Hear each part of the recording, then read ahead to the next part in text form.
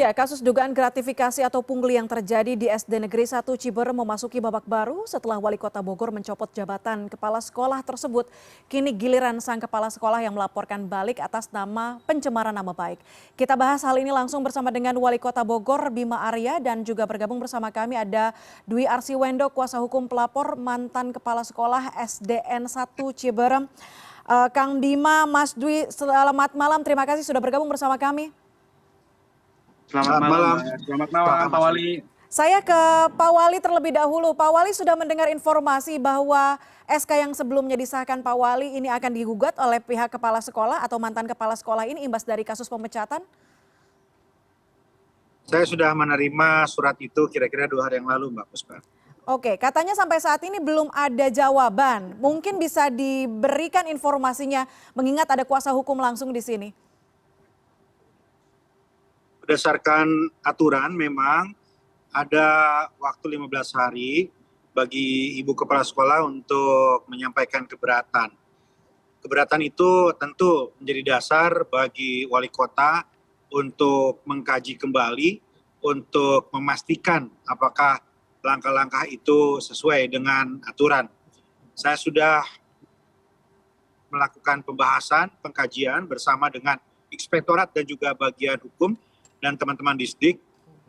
Hasilnya adalah bahwa semua langkah yang kita lakukan insya Allah sudah sesuai dengan aturan, maka kemudian saya sudah menandatangani penguatan dari keputusan yang kami ambil tersebut, yaitu pemberhentian Ibu Kepala Sekolah sekaligus juga pemberian sanksi bagi yang bersangkutan.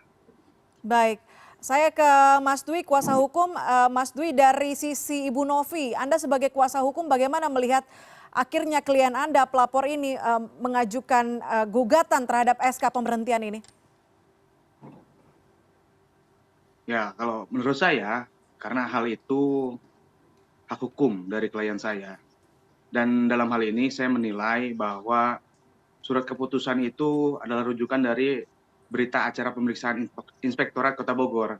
Akan tetapi, Inspektorat Kota Bogor ini bagi saya itu sembrono dalam melakukan pemeriksaan. Karena dalam hal ini pihak orang tua siswanya tidak dilakukan pemeriksaan. Dan itu kami ada buktinya, kami juga telah melakukan kajian hukum bahwa menurut kami SK Wali Kota itu kami nilai cacat hukum. Oke. Ada kecacatan hukum diduga dianggap sembrono begitu ya dari pihak Ibu Novi atau pelapor. Kang Bima, Pak Wali, saya kembali lagi, ada kecacatan hukum katanya sembrono dan juga ketika memecat ini diketahui publik begitu berdasarkan bahwa ada bukti bahwa kepala sekolah ini melakukan pungli pada saat PPDB.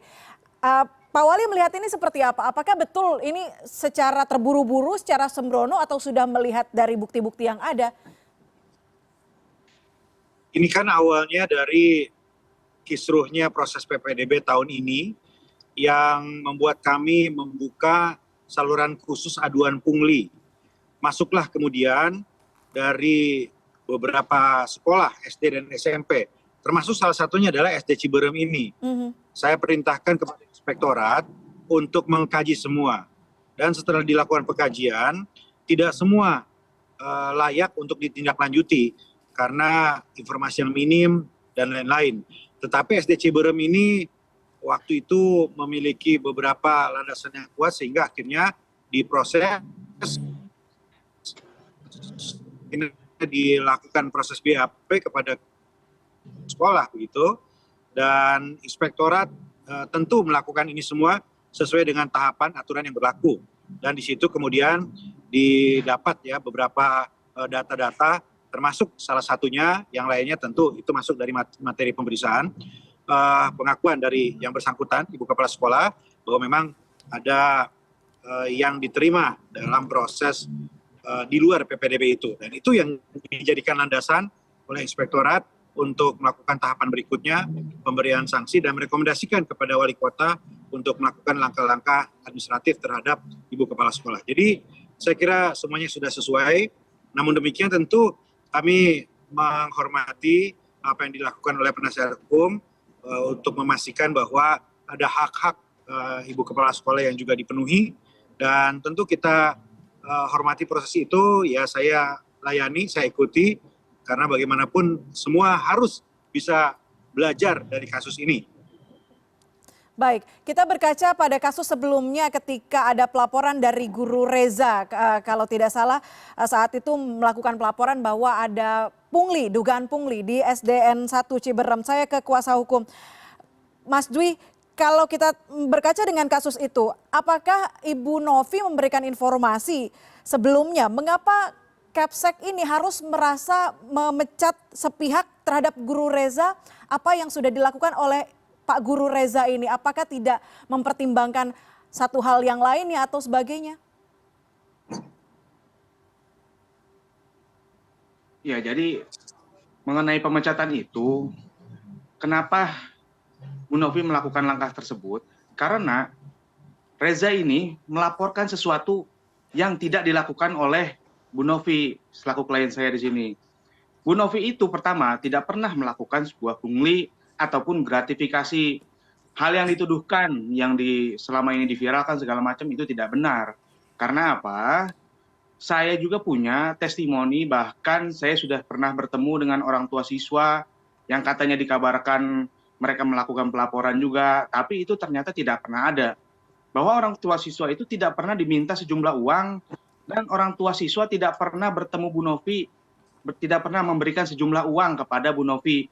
Makanya dalam hal ini, kenapa kami melaporkan Saudara Reza kepada pihak kepolisian bahwa Saudara Reza ini telah melakukan suatu tuduhan yang tidak mendasar, pencemaran nama baik, berita bohong, dan sebagainya. Makanya itulah jalan yang kami tempuh.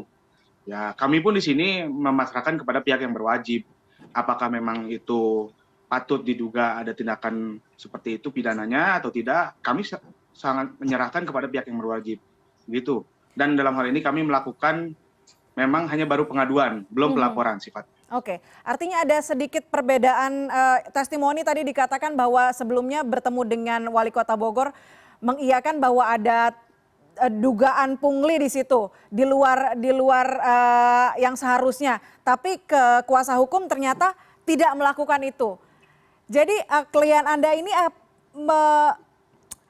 menganggap pencopotan ini berdasarkan hal yang tidak komprehensif, Mas Dwi. Betul. Iya, betul. Baik, apa pembicaraan dengan Pak Wali juga disampaikankah sebagai kronologi? Ya, kami sampaikan juga waktu itu. Makanya klien saya menyampaikan memang di depan Pak Wali sudah mengakui kesalahannya karena diakui oleh klien saya karena saat itu dia melakukan penambahan.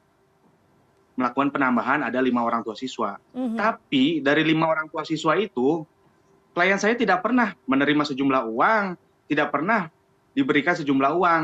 Dan awalnya itu sudah ditolak. Oke. Tapi klien saya itu karena merasa anak ini iba supaya dia mau tetap sekolah, maka klien saya berusaha. Karena dalam hal ini juga boleh kalau misalkan kita buka semua, sekolah lain pun banyak. Oke, berarti bukan pungli karena kita tahu ada masalah-masalah lain dalam PPDB, tidak hanya soal pungli tapi juga penambahan kursi termasuk juga dengan penggunaan kekuasaan ya. Begitu. Pak Wali, kemudian melihat ini tanggal 26 ya, kalau tidak salah harus dijawab oleh Pak Wali surat keberatan ini. Mungkin akan diterima atau ditolak? Saya luruskan dulu ya. Kami menerima informasi tentang persoalan Ciberem ini dari jalur aduan, bukan secara individu pribadi Pak Reza atau siapapun. Bahkan identitasnya pun kan dirahasiakan. Jadi tidak benar saya kira bahwa Pak Reza yang melaporkan, aduan itu masuk ke jalur khusus kami. Ketika Pak Reza diperiksa, itu pun dalam kapasitas beliau sebagai panitia atau sekretaris dari PPDB di SD Ciberem begitu.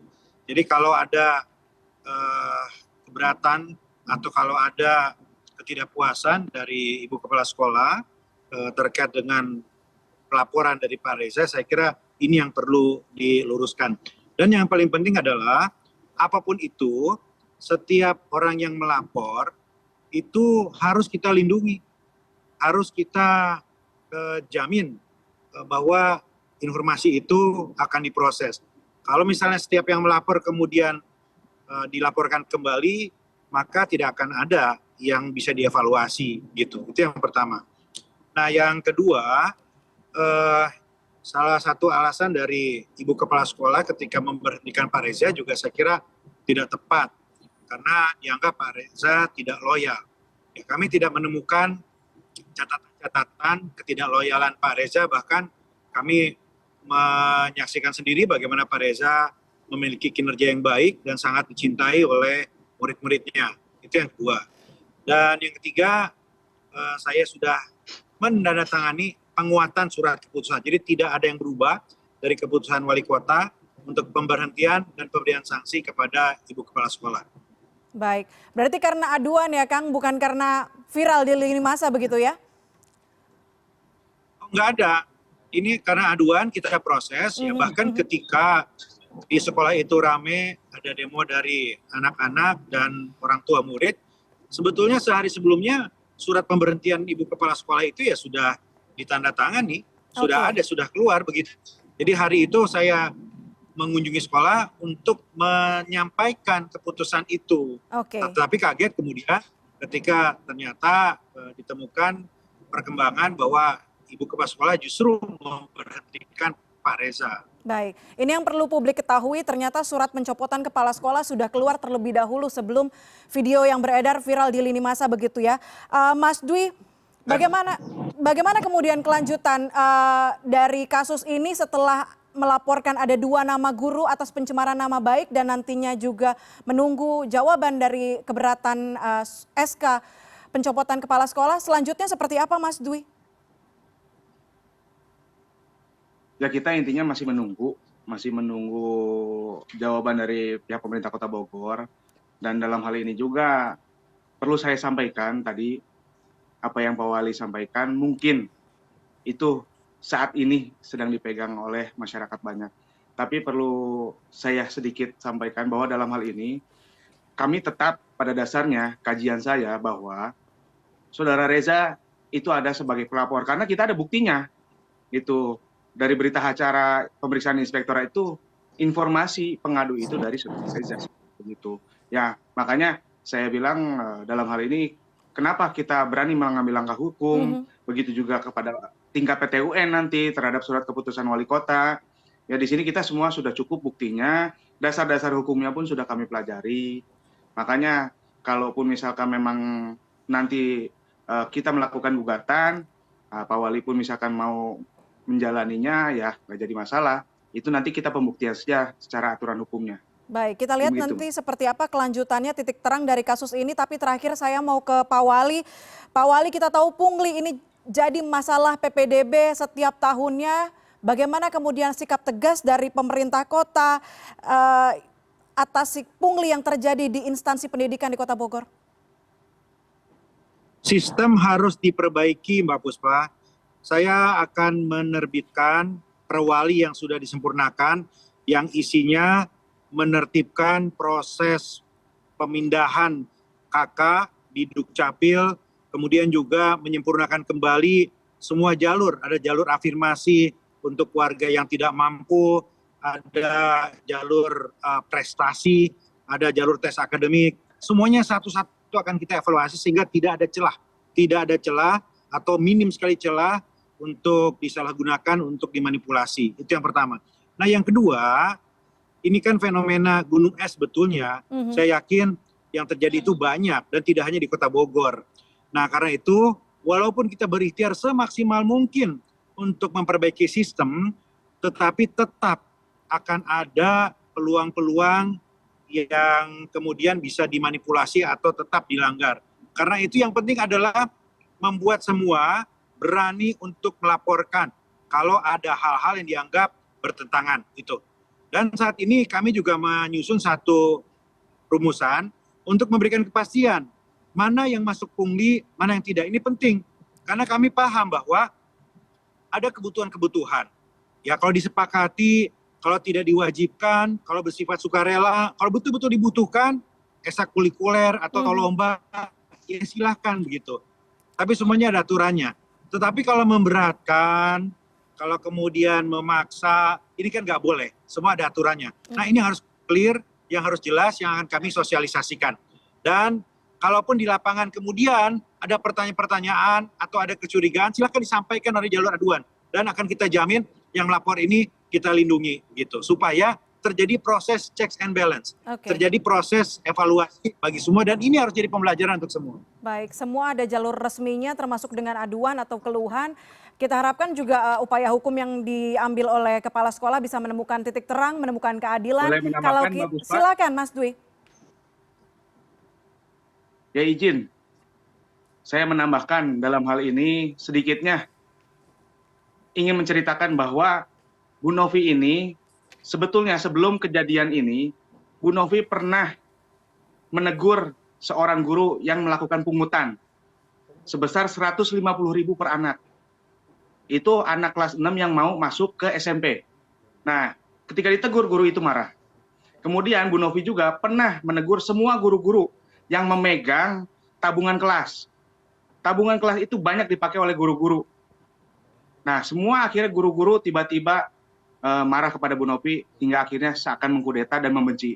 Dan hal itu pun sudah kami laporkan kepada Dinas Pendidikan, akan tetapi sampai saat ini belum ada tanggapannya. Dan saya rasa dalam hal ini kepada Pak Wali, maksudnya dalam hal ini saya langsung melaporkan saja. Langsung didengar oleh Pak Wali, kita harapkan itu juga bisa menjadi pertimbangan bagaimana ketegasan. Informasi itu, Pak Puspa, informasi itu sudah kami terima juga, sudah kami lakukan langkah-langkah, kami berterima kasih. Dan tidak boleh ada lagi pungutan dalam bentuk apapun, iuran dalam bentuk apapun, apalagi disimpan secara pribadi dan tidak resmi. Semua harus masuk melalui tabungan-tabungan resmi, kesepakatan resmi, semua sesuai dengan aturan. Jadi kalaupun itu dilakukan oleh guru-guru, pasti akan kami tindak juga. Begitu. Baik. Ya Pak Wali. Baik, terima kasih Bapak-Bapak. Kita kalau berbicara soal pendidikan memang berbicara soal tanggung jawab moral. Kita harapkan ada tanggung jawab moral dari seluruh pendidik, termasuk di institusi pendidikan di Kota Bogor, Jawa Barat. Pak Wali, terima kasih banyak sudah bergabung bersama kami malam hari ini di CNN Indonesian Newsroom. Wali Kota Bogor, Bima Arya, dan juga ada Dwi Arsiwendo, kuasa hukum dari pelapor atau mantan Kepala Sekolah SDN 1 Ciberem. Terima kasih Bapak-Bapak, selamat malam. Selamat malam Mbak Puspa, terima kasih.